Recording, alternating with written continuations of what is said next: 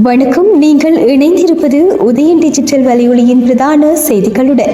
செய்தி தொகுப்பு உதயன் டிஜிட்டல் செய்தி பிரிவு. செய்திகளுடன் இணைந்திருக்கும் நான் லிஷா தரணீஸ்வரன். இஸ்லாம் மதத்தை அவமதித்த குற்றத்துக்காக பொதுபல சேனா அமைப்பின் பொதுச் செயலாளர் ஞானசார தேரருக்கு 9 மாத சிறை தண்டனை விதிக்கப்பட்டுள்ளது. இந்த வழக்கு இன்றைய தினம் கொழும்பு நீதிவான் நீதிமன்றில் எடுக்கப்பட்ட போது நீதிமன்றம் சிறை தண்டனை விதித்ததுடன் 1500 ரூபாய் தண்டப்பணமும் விதித்தது. இந்த குற்றச்சாட்டுகள் தொடர்பான விசாரணைக்கு நீதிமன்றில் முன்னிலையாக தவறியமைக்காக ஞானசார தேரருக்கு முன்னர் பிடியாணை பிறப்பிக்கப்பட்டிருந்தமை குறிப்பிடத்தக்கது. காரை நகர் கடற்பரப்பில் அத்துமீறி மீன்பிடித்த குற்றச்சாட்டில் தமிழக மீனவர்கள் 10 பேர் இலங்கை கடற்படையினரால் கைது செய்யப்பட்டுள்ளனர். நேற்றைய தினம் இரவு சுற்றுக்காவலில் ஈடுபட்டிருந்த கடற்படையினரே தமிழக மீனவர்களை கைது செய்துள்ளனர். தமிழக மீனவர்களின் படகொன்று பெருந்தொகை மீன்களுடன் கடற்படையினரால் பறிமுதல் செய்யப்பட்டுள்ளது. கைது செய்யப்பட்ட மீனவர்கள் காங்கேசன்துறை கடற்படை முகாமுக்கு கொண்டு செல்லப்பட்டு மேலதிக நடவடிக்கைகளுக்காக கடற்றொழில் நேரியல் வளத்துறை அதிகாரிகளிடம் ஒப்படைக்கப்பட்டுள்ளனர்.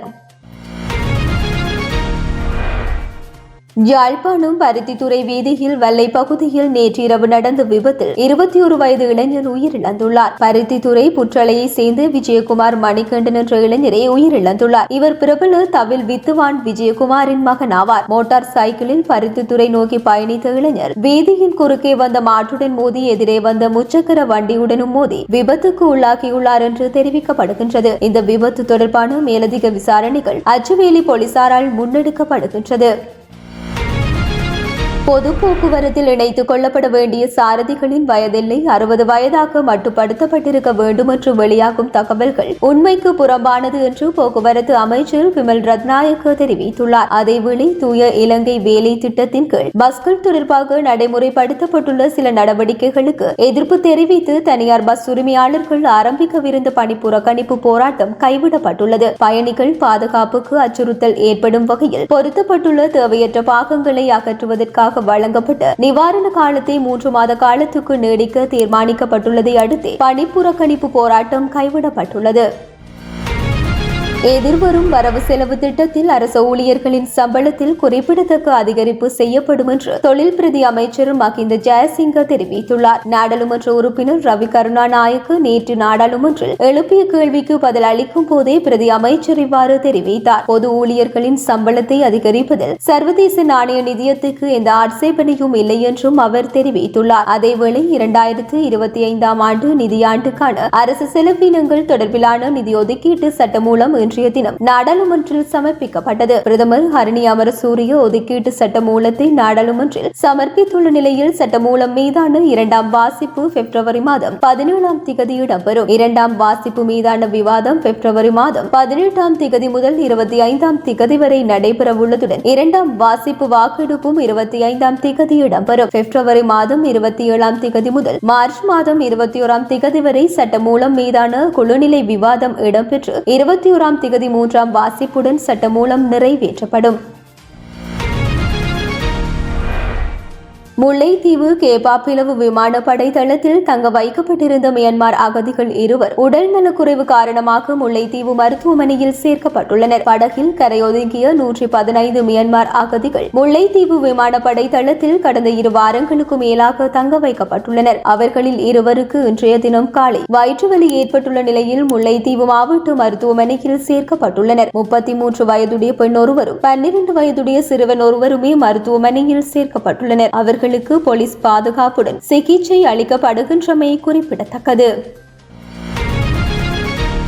இலங்கை பரீட்சைகள் திணைக்களத்தின் ஊடாக நடாத்தப்படும் பரீட்சைகளுக்கான திட்டமிடல் அனைத்தும் அடுத்த வருடத்திலிருந்து முன்பு போல வழமையான முறையில் நடத்த முடியும் என பிரதமர் ஹரணி அமரசூரிய தெரிவித்துள்ளார். நாடாளுமன்றில் நேற்றைய தினம் கருத்து தெரிவிக்கும் போதே அவர் இதனை தெரிவித்துள்ளார். அதன்படி 2026ஆம் ஆண்டில் இருந்து முன்பு இடம்பெற்றது போன்று சாதாரண முறைப்படி பரீட்சைகளை நடாத்த முடியும் எனவும் கோவிட் தொற்று ஆரம்பிப்பதற்கு முன்னர் இடம்பெற்றவாறு பரீட்சைகள் உரிய கால அட்டவணையில் நடத்தப்பட முடியும் என்றும் பிரதமர் தெளிவுபடுத்தினார். அரசாங்கத்தின் முக்கியஸ்தர்கள் பாரிய மோசடிகளுடன் தொடர்பு பட்டிருப்பதாக ஸ்ரீலங்கா பொதுஜன முன்னணியின் சிரேஷ்ட உறுப்பினரும் முன்னாள் அமைச்சருமான காமினி லொகுகே குற்றம் சுமத்தியுள்ளார். நேற்றைய தினம் நடைபெற்ற செய்தியாளர் சந்திப்பில் இந்த விடயத்தை தெரிவித்துள்ளார். உலகம் முழுவதிலும் சட்டவிரோதமான முறையில் சொத்துக்களை குவித்தவர்களின் விவரங்களை வெளியிடும் பெண்டோரா பேப்பர்ஸ் ஆவணங்களில் இலங்கை ஆளும் கட்சியின் முக்கியஸ்தர்கள் பற்றிய விவரங்களும் உள்ளடக்கப்பட்டுள்ளதாகவும் அரசாங்கத்தின் முக்கிய பதவிகளை வகிக்கும் நபர்களின் பெயர்கள் இந்த ஆவணத்தில் காணப்படுவதாகவும் அரசாங்கத்தில் முக்கிய பதவிகளை வகிக்கும் நபர்களின் சொத்துக்கள் தொடர்பில் நாட்டு மக்களுக்கு தாம் அம்பலப்படுத்த உள்ளதாகவும் தெரிவித்துள்ளதுடன் இந்த தகவல்கள் வெளியிட்டதன் பின்னர் அரசாங்கம் குறித்த நபர்களுக்கு எதிராக உரிய நடவடிக்கை எடுக்கும் எனவும் எதிர்பார்ப்பதாக அவர் நம்பிக்கை வெளியிட்டுள்ளார். மேலும் எந்த ஒரு விடயம் தொடர்பிலும் விசாரணை நடாத்துவதற்கு அரசாங்கத்திற்கு சந்தர்ப்பம் வழங்கப்பட்டுள்ளதாகவும் அதனை எதிர்கொள்ள தாங்கள் தயார் என்றும் அரசியல் பழிவாங்கலுக்கு ஆளான மக்களை பிரதிநிதித்துவப்படுத்தும் வகையில் சட்டத்தரணி அலுவலகம் ஒன்றை திறப்பதற்கும் தீர்மானிக்கப்பட்டுள்ளதாகவும் அவர் தெரிவித்துள்ளார்.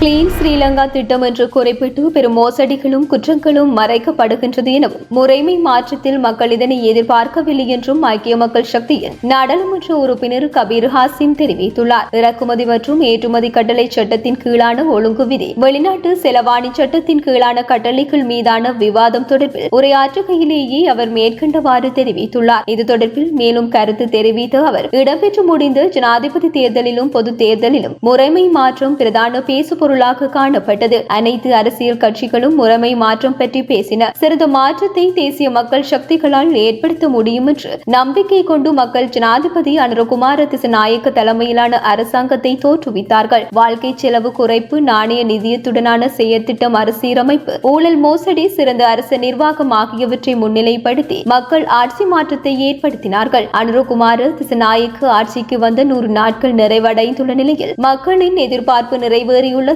என்பதை ஆராய வேண்டும். 2015 ஆண்டு நல்லாட்சி அரசாங்கம் 100 நாள் வேலை திட்டத்தை மக்கள் மத்தியில் முன்னெடுத்தது. எரிபொருள், பருப்பு, அரிசி உட்பட அத்தியாவசிய பொருட்களின் விலைகள் பகுதியளவில் குறைக்கப்பட்டன. மேலும் மக்களின் வாழ்க்கை செலவுகளும் குறைக்கப்பட்டன. அனுரகுமாரவின் 100 நாள் நிர்வாகத்தில் அரிசி, தேங்காய் ஆகிய உணவுப் பொருட்களின் விலைகள் அமெரிக்க டாலருக்கு நிகரானதாக காணப்படுகின்றது. எதிர்க்கட்சி பதவிக்கான பொறுப்பை நாங்கள் சிறந்த முறையில் நிறைவேற்றியுள்ளோம். கோட்டாபய ராஜபக்சவின் அரசாங்கத்தில் பிரதான எதிர்க்கட்சியாக செயற்படும் போது நாட்டின் பொருளாதார நிலைமை குறித்து பலமுறை எடுத்துரைத்தோம். வங்குரோத்து நிலைமையை தடுக்க சர்வதேச நாணய நிதியத்தை நாடுமாறு வலியுறுத்தினோம். இருப்பினும் அரசாங்கம் நமது கருத்துக்கு மதிப்பளிக்கவில்லை. இறுதியில் நாடு வங்குரோத்து நிலை அடைந்தது என்றார். இத்துடன் உதயம் டிஜிட்டல் வலையொலியின் இரவு நேர பிரதான செய்திகள் நிறைவடைகின்றன. தொடர்ந்தும் நாளை காலை நேர பிரதான செய்திகளுடன் இணைந்திருங்கள். வணக்கம்.